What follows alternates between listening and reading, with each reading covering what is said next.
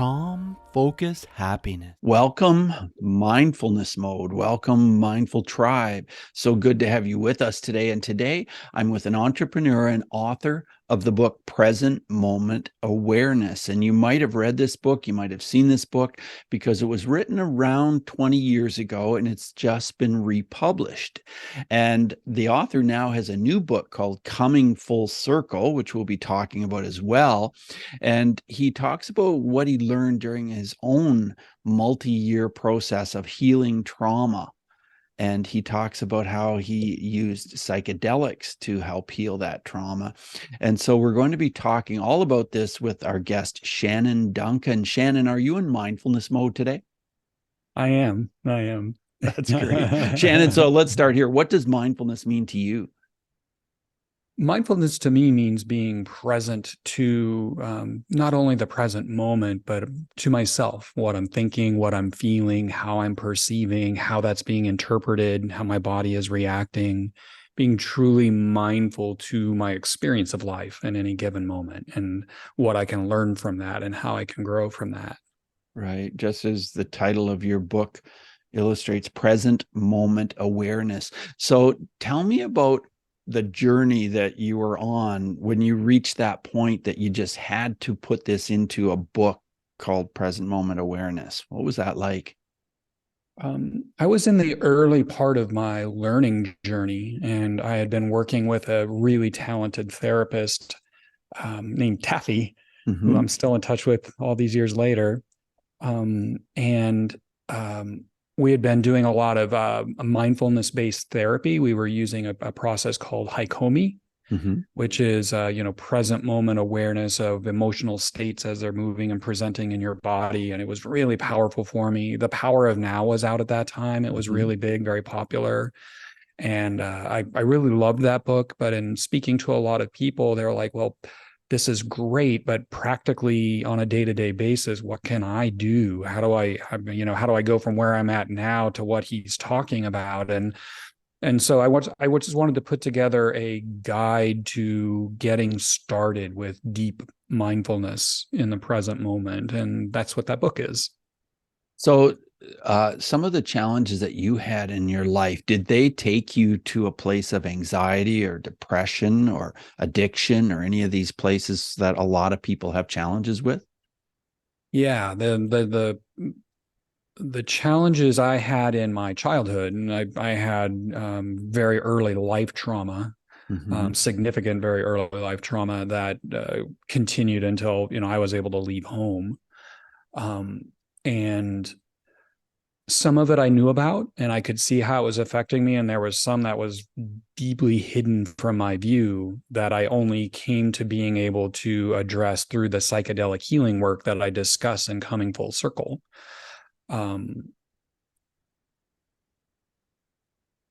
Was it difficult for you to make that jump to psychedelics?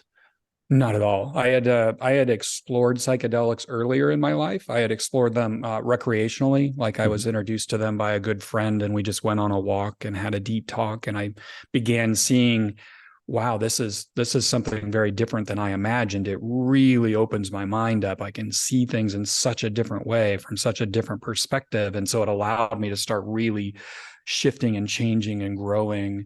And then I later took those psychedelics into a more expansive use and deep spiritual development and deeper self-awareness. And then eventually I came to having a professionally guided psychedelic sessions called medicine work. And that's where they go deep inside. And that's where real, true, deep healing can happen. And where did you go to have that guided assistance with the psychedelics? My very first session, it was through networking. A friend told me about somebody who offered a specific kind of psychedelic experience, and it was in a guided session. And this person wasn't, there are a lot of people offering guided sessions that are just Joe Schmoes, and they went to Burning Man and had a big experience. And so they came back and wanted to be a shaman, and they're dangerous. And I talk about them a lot in the book. There are a lot of people who are truly dangerous in their ignorance. And it's important to be able to recognize them. And isn't it difficult to be able to recognize them for a lot of people? It is. That's why I was so exhaustive in talking about it and coming Mm-hmm. full circle. Yeah. I really wanted people to be able to know, okay, so there are qualifications these people should have, especially around working with trauma. Right. And there are just too many people popping up starting to offer this in the underground scene. So there are legally sanctioned clinical trials for getting psychedelic treatments, and some people are seeing true benefit from that. There are some problems with it. There's some growing that needs to happen with it, but it's a start, and so it's good. And then there's the underground, and that's where you can go and work with people. And some of these people have been doing this for decades, and there are people that are really, really good at it. And there are people that have been doing it even for decades that are really, really bad at it. And that's why it's so important to really understand what to look for and what kind of questions to ask to know who you're dealing with and what they can really offer. Right. Right. Well, it's great that you've made this book available. And yeah, so was it a challenge to put all this together in a way that you felt was really current and helpful to the reader? It wasn't a challenge in that way. For me, the big challenge was, because this is an informative guide, but it's also a memoir. Mm-hmm. And so it's telling my story of what brought me to needing to use psychedelics in this way. And it's also a deep exploration of my own experiences and going through it. And that makes it more relatable. It's not just concepts that somebody's saying that sound good, but it's actual direct experience from another human being. And I'm such a introverted private person by nature. Okay. It was really hard for me. It was easy for me to write it.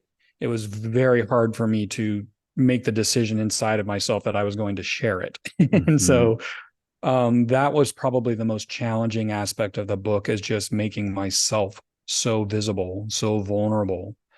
And it's been amazing so far. I've been met with nothing but people that are appreciative of it because it gives them permission to also be human and vulnerable.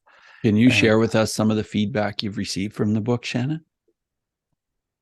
um, yeah, so I've gotten a number of book reviews. I've gotten a number of people reaching out via social media Mm-hmm. and just talking about how it's given them permission to let themselves be more vulnerable in the work that they're already doing, that it helped them to relate to how psychedelics might fit into their own life if they were going to approach it in this way.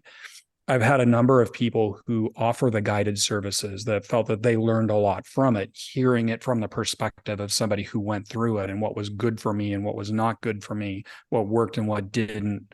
Um, yeah, that's the most of the feedback I've gotten back so far. Is it's just really useful, really helpful Right. in understanding how to approach all of this. Have you And read very many of the other books out there on psychedelics? honestly, I haven't. Other than Bessel van der Kolk's The Body Keeps the Score. Yes. I haven't picked up a book on psychology or self-help in over 15 years. Yeah. It hasn't been necessary for me. There was a transition point where I knew that I was going to have a direct experience of myself if I was going to figure out how to untangle these knots of trauma.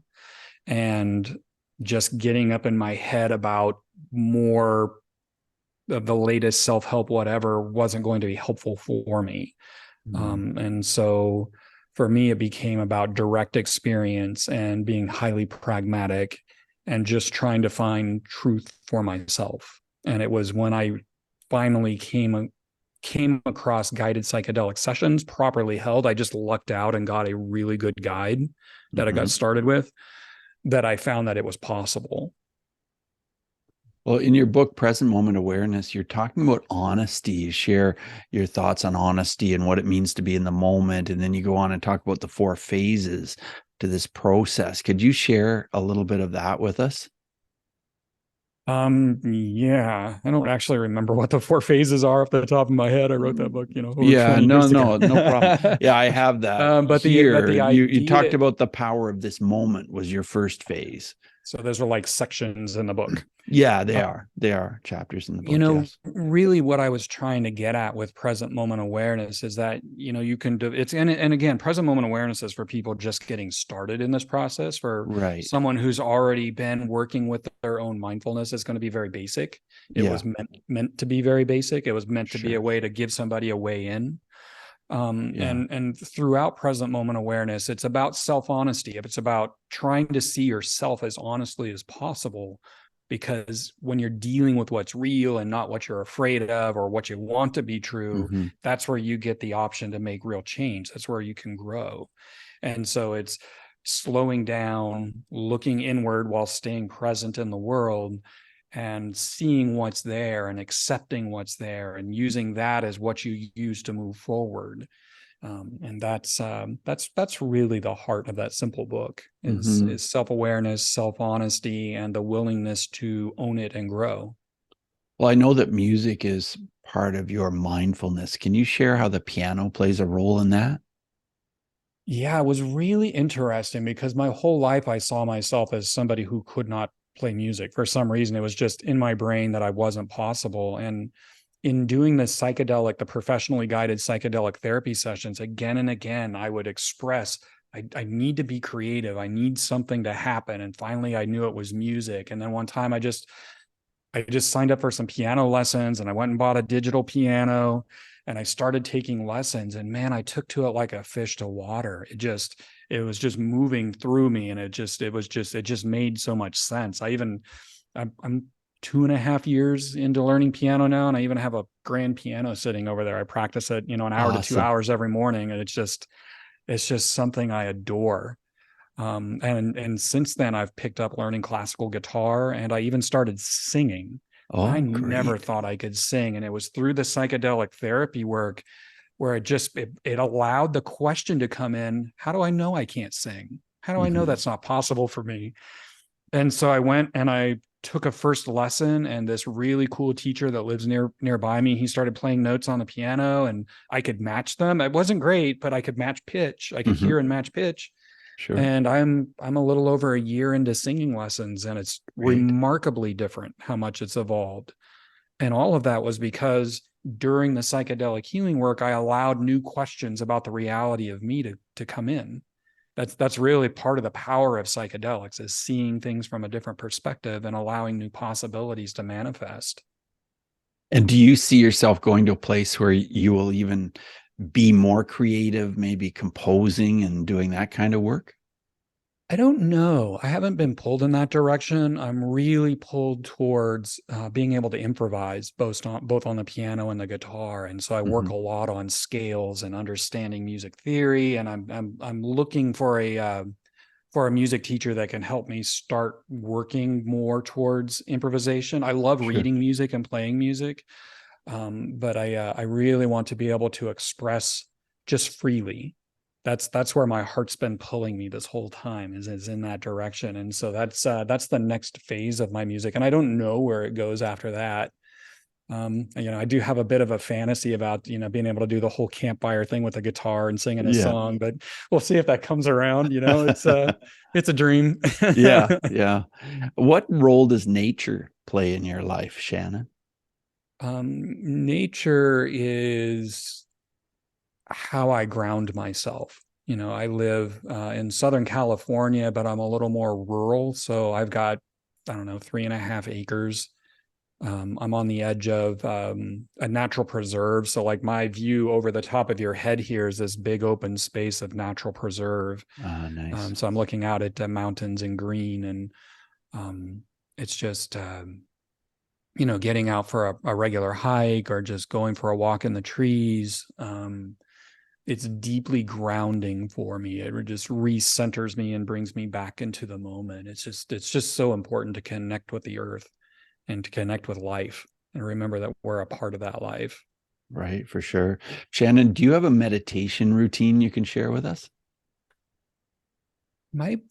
Since present moment awareness, my meditation routine is in my daily life. It's the constant process of bringing myself back into the moment. I'll notice when I'm in my head. I'll notice when my fantasies are carrying me away, or my frustrations are getting me into frustrated fantasies or whatever, having those arguments with somebody in your head, that kind of thing. And it's bringing myself back and reconnecting with what it feels like to be rooted to the ground, what it feels like to be in the room that I'm in. What do I hear? What do I smell? What do I taste? What do I see?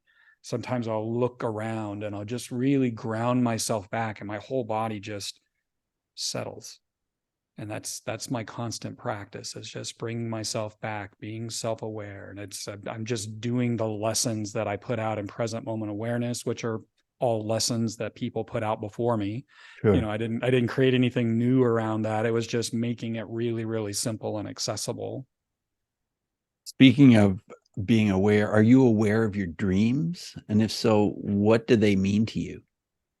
It's interesting that I am very rarely aware of my dreams anymore. I'm not sure why that is. It's been years and years since I've been consciously aware of the content of my dreams. I don't know if I'm just sleeping deeper or Yeah. or what. But yeah, I'm sure they're going on in there, but I just I'm not ever really aware of what they are anymore. Yeah. Well, let's talk a little bit more about psychedelics and what you shared in your newest book. For anyone just curious about this, what would you say to somebody who is a newbie in this area? Somebody who's a newbie that's specifically interested in investigating psychedelics as a mode towards healing Yes. is to educate yourself. Mm-hmm. There's a lot to know. You want to be educated on the legalities, so you're going into eyes wide open. Mm-hmm. The legalities around psychedelics have changed significantly in most places. Simple possession, as long as you don't have enough that it looks like you're trying to sell them, which there's no reason to have that amount on you. In a lot of places, like in California now, it's a ticket, like a traffic ticket. And they don't even take you to jail if they find mushrooms or something on you. Okay. As long as it doesn't appear that you're distributing, and you shouldn't be. No.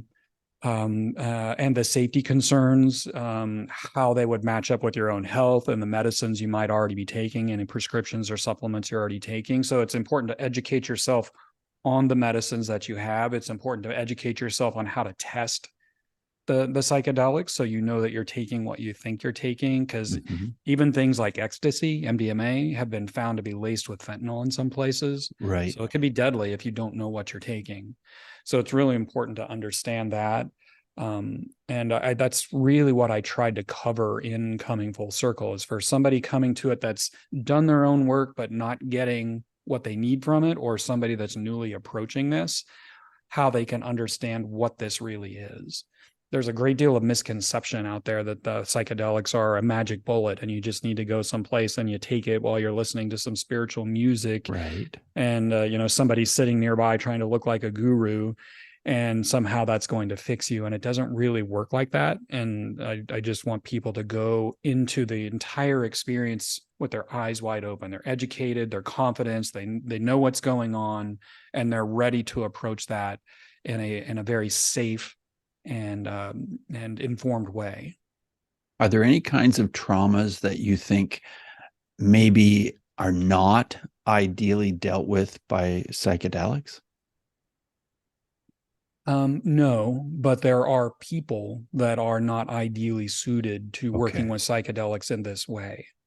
I see. If you're unprepared, if a person is unprepared to sit with their own uncomfortable emotions, they're not ready to work with psychedelics in this way, because psychedelics don't go in and magically somehow fix you. What they do is they give you access to the parts of yourself that are otherwise usually inaccessible, like in talk therapy, so that you can bring it out into the light. You can give it expression. You can feel the feelings that felt like they were too much before and allow them to release. It's the things that, when we're hurt and it's so overwhelming that our body perceives our own feelings as a threat to our own well-being, that those things get locked away deep inside. They get shoved down. We get all these defense mechanisms built around them.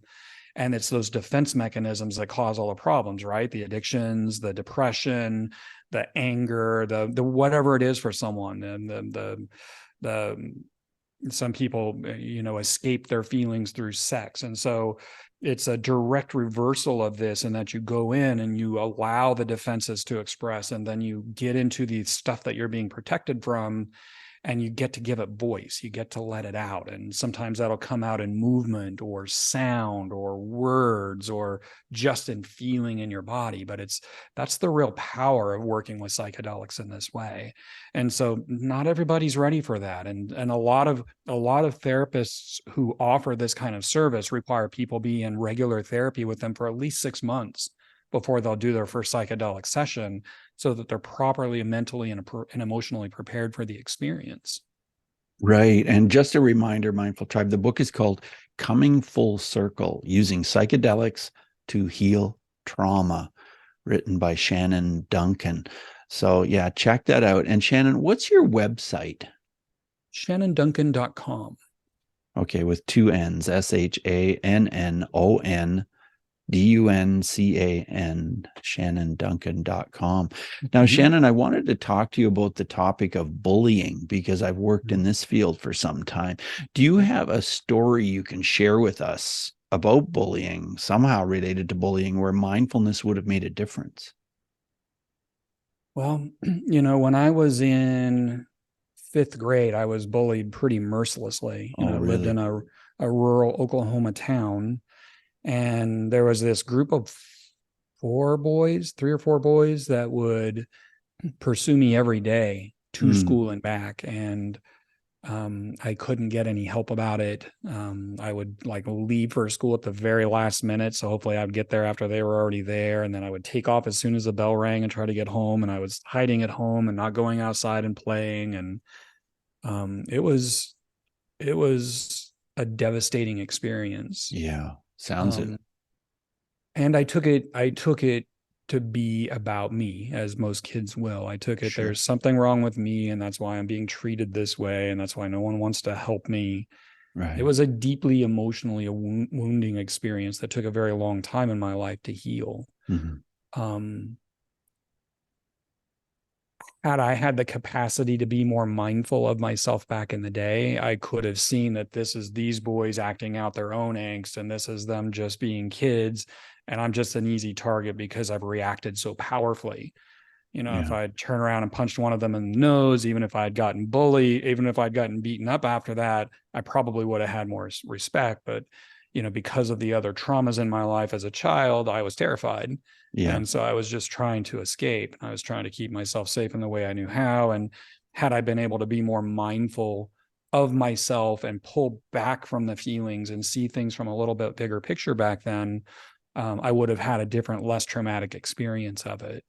And it was later in my life where I was mindful and I could see my own anger coming out and my own reactivity due to the traumas, when I could pull back and realize where those were coming from and how those misperceptions as a kid led to this, that I was able to start healing from it.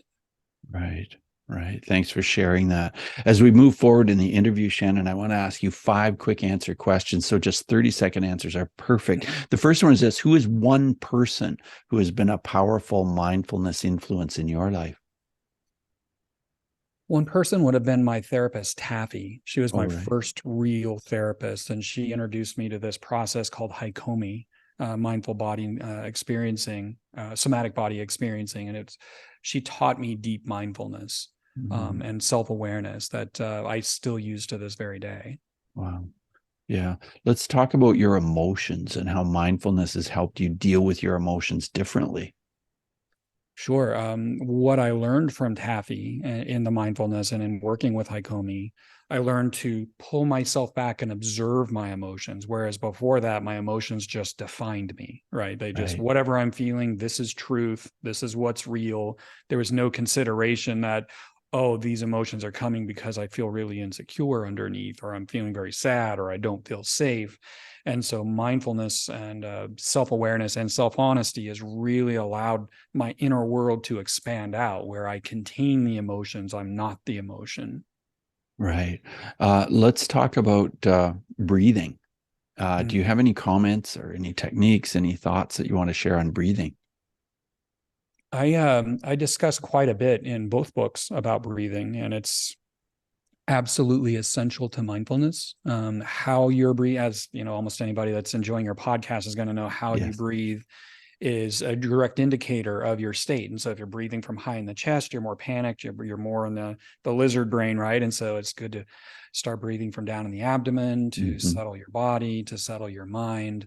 And again, it's been breathing in psychedelic experiences that saved the day. When emotions coming out were just overwhelmingly big, and it would have been easy to get swept away into panic, my guide there reminding me to breathe down in my belly just settles everything. It makes it tolerable. It allows me to help release. Yeah. Both of your books I highly recommend. Coming Full Circle, of course, your most recent book. And do you have any other books you would recommend? No, I wrote Present Moment Awareness, and it was received pretty well and picked up by the same publisher that had Eckhart Tolle at the time. Yeah. Or Tolle. I never know if I'm saying that right. Yeah.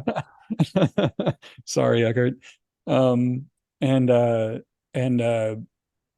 You know, that went to my head a little bit. I still had a lot of insecurities I wasn't quite dealing with yet. And I wanted to run out and just start writing. And I just realized I don't have anything to say, and I'm not going to write anything until I have something real to say. And I'm not just repeating what other people have said. And that came out in full circle. Yeah. 20 years later. Are there any apps at all of any kind that you recommend? Yeah, actually, when I first wrote Present Moment Awareness, there weren't apps, right? And so I made this little device. It was kind of triangle shaped, and you wore it on your belt like a pager. It was called the focus tool.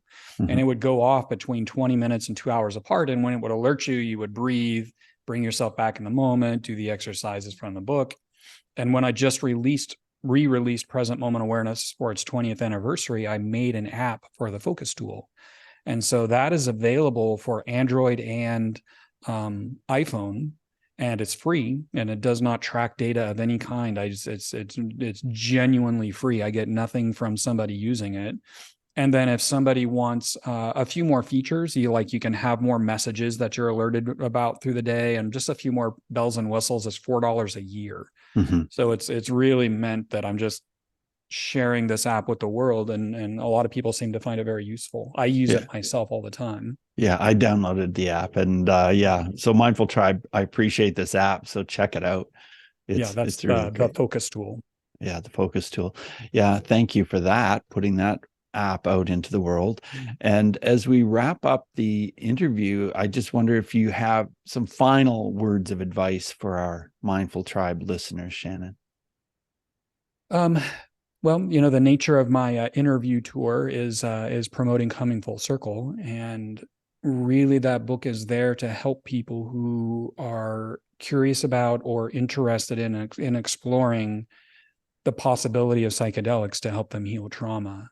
And so, for them, I would just like to say that real help is available if you're ready, willing, and able to approach it. And I genuinely hope that the book is of service to that end. Right.